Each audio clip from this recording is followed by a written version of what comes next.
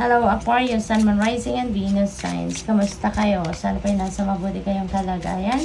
Welcome back po sa Star Tarot. Kung bago kayo dito, welcome din kayo. Thank you for your support. I truly appreciate it. God bless you all.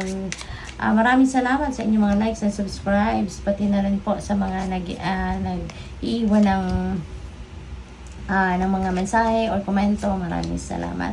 Unang mensahe po ninyo, we have Two of Swords.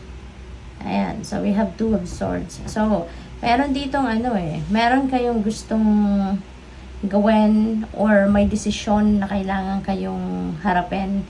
Pero, parang you are still in denial. No? Parang ganon.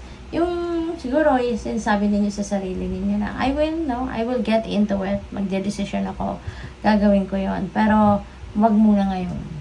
No? Kasi parang hindi pa ninyo nakikita yung truth ng inyong sitwasyon. Kumbaga, parang kayo rito. Parang nangangapa pa. No? Kaya, hindi pa kayo handa para dyan. Your next message is Three of Wands. Ayan. So, you're, very magical, no? May ginagawa kayo dito. Parang meron kayong niluluto. Kumbaga, no?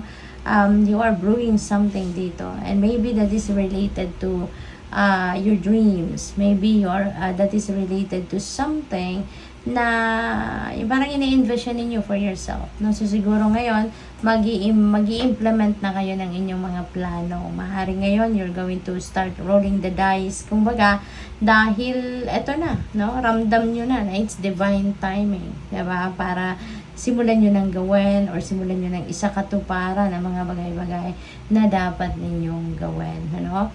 Travel also is very imminent dito for some of you, and this is also good fortune energy, kaya may swerteng babalot din sa inyo, Aquarius. We have Three of Swords. Ayan. So, meron tayong dalawang three, Three of Wands at saka Three of Swords. So, this is synchronicity po, no? This is master number 33. So, I suggest you please look up for the meaning of master number 33 po for more guidance. Okay? So, sa Three of Swords na to, parang tapos na to no? Nangyari na to. Nasaktan na kayo rito. Parang you were betrayed. Siguro you were hurt, no? In the past. Pero ngayon, parang siguro nakita nyo na naman, no, yung journal kung saan sinulat ninyo yung mga pangyayari, no, sa buhay ninyo. Kaya ngayon, parang siguro na-review, parang na-review ninyo na naman, no, yung sama ng loob ninyo or kung ano man ang mga nangyari rito.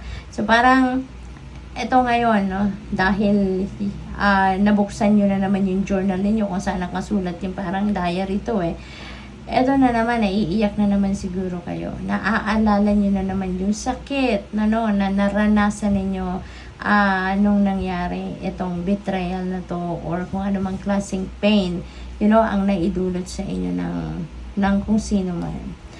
We have Seven of Pentacles. Ayan. So, Aquarius, namimitas na kayo ng bunga ng kung ano man ang inyong itinanim. So, this is really beautiful. 'Di ba? Kasi papunta na kayo dito sa pagiging abundant, sa pagiging prosperous, sa pagiging maswerte. So, this is really beautiful. Kasi ito na, unti-unti na, hindi man ninyo makuha ang lahat. Kumbaga, hindi pa to yung bonggang-bonggang resulta, no? ng inyong pinagtrabahuan dito. But, ito, nagsisimula na kayong umani, kumbaga, ng bunga ng inyong pagsisikap dito, no? So, kumbaga, merong mga small successes na nararanasan na kayo sa ngayon or nakukuha, nare-receive na sa ngayon, and there are still big ones that are yet to come. So, congrats. Tingnan natin kung ano pa ang mensahe para sa iyo.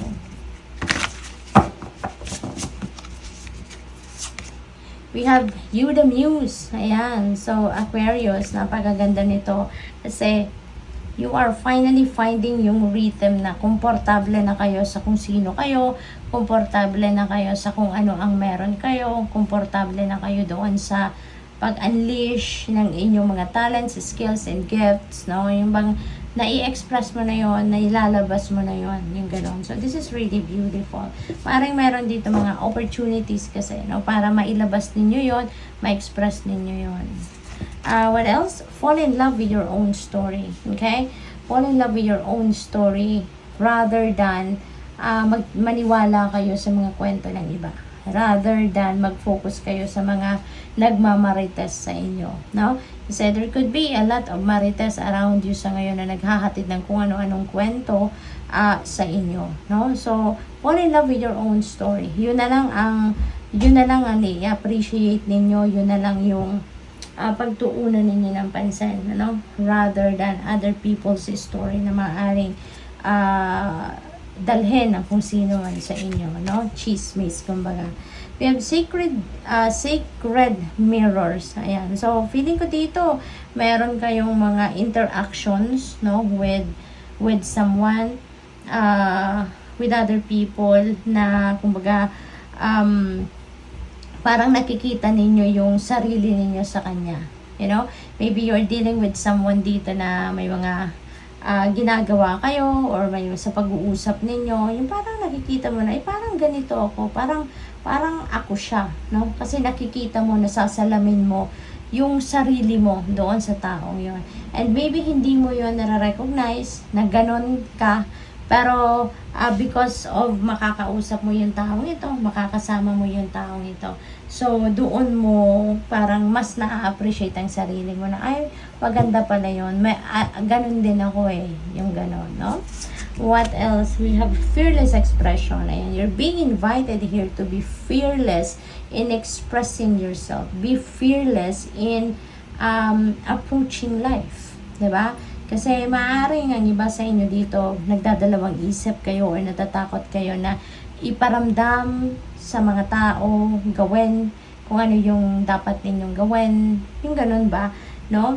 Hindi ninyo na i-express yung naisip ninyo, kung ano yung nararamdaman ninyo, ano nasa puso ninyo, hindi ninyo nasasabi for whatever reason. Diba? Kaya iniimbitahan kayo dito na be fearless, no, in expressing yourself. Kasi kailangan natin yun no, na marunong tayong mag-express, magpahayag ng ating mga nararamdaman at isipan. So good luck sa'yo. Thank you for watching. Love and light. Namaste.